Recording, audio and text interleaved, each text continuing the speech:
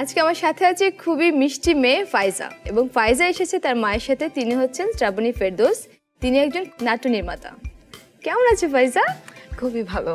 তোমাকে পেয়ে খুব ভালো লাগছে। Thank you. আপু কেমন আছেন আপনি? ভীষণ ভালো, কারণ ফাইজার সাথে এটাই আমার মনে হয় ফার্স্ট মানে কোনো প্রোগ্রামে আসা, একসাথে আসেন। আর ফাইজার সাথে এসেছেন আপনি? একদম ফাইজার সাথে এসেছি আমি। তো ফাইজা তুমি তো অনেক রান্না করো তাই না? হ্যাঁ, বাসায় প্রচুর রান্না করা হয়।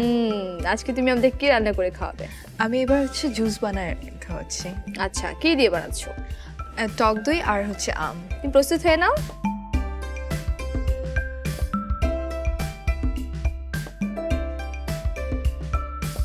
বাহ, সুন্দর দেখাচ্ছে তোমাকে। Thank you. আচ্ছা, তোমার শরবতের নাম কি ফাইজা? টক দই দিয়ে আমের মিশালি। আমি স্টার্ট করে দিই? হ্যাঁ, আমি একটু উপকরণগুলো বলে আসি। হ্যাঁ হ্যাঁ, দেখে নিতে হলে আম দিয়ে টক দইয়ের মিশেল তৈরি করতে কি কি উপকরণ লাগছে। আম ও টক দইয়ের মিশেল তৈরি করতে যে যে উপকরণ লাগছে: পাকা আম, টক দই, চিনি, বিট লবণ ও পানি। তাহলে শুরু করে দিই। কি করবে তুমি? আমি শুরুতে আমটা নেব। আমি একটু এদিকে চলে আসি। ফাইজার তো কোনো সাহায্যের দরকার হবেই না, পারবে আসলে। হ্যাঁ, সবসময় বানায়, আমাকে বলছিল। হ্যাঁ, না বাসায় ট্রাই করে মাঝে মাঝে। মানে আমার খুব ভাল লাগে যে আমার মেয়ে আমাকে কিছু বানিয়ে খাওয়ায়, কিছু বানানোর চেষ্টা করে, এটা আসলে আমার খুব ভাল লাগে।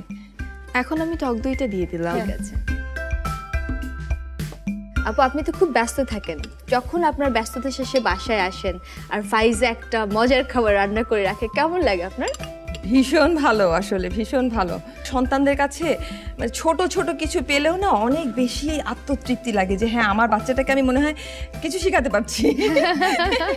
আমি এখন চিনিটা দিই। ঠিক আছে। ফাইজা, ওখানে একটা জাগে পানি আছে কিন্তু। হ্যাঁ,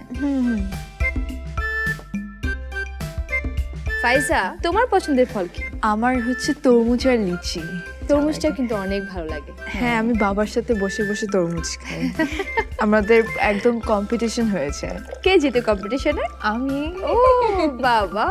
আচ্ছা, তাহলে আমি 3 জনের মতো করেই পানিটা দিয়ে দিলাম।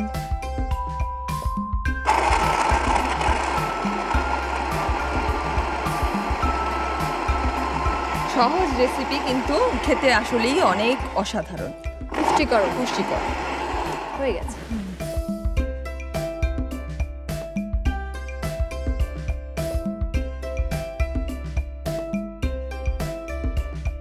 একেবারে বাজারে কিনতে পাওয়া যায় কিছু স্মুদি আছে না, ওগুলোর মতো লাগছে। টক দইও এমনিও খেতে পছন্দ করে, বাসাতে কিন্তু সে টক এমনিতেও খায়। আমি তাহলে আমের টুকরো দিয়ে সাজিয়ে দিচ্ছি। আচ্ছা, তাহলে আমি খালামনি এগুলো ফ্রিজে রেখে আসি। ঠান্ডা হলে খেতে আরো ভালো লাগবে। সেই।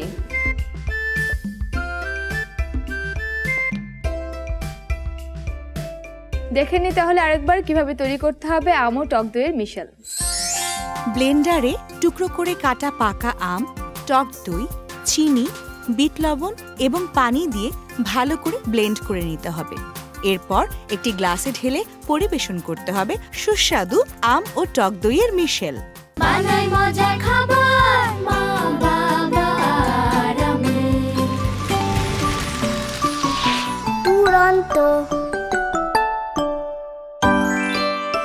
ফেসবুকে ফলো করো এবং ইউটিউবে সাবস্ক্রাইব করো দুরন্ত টিভি।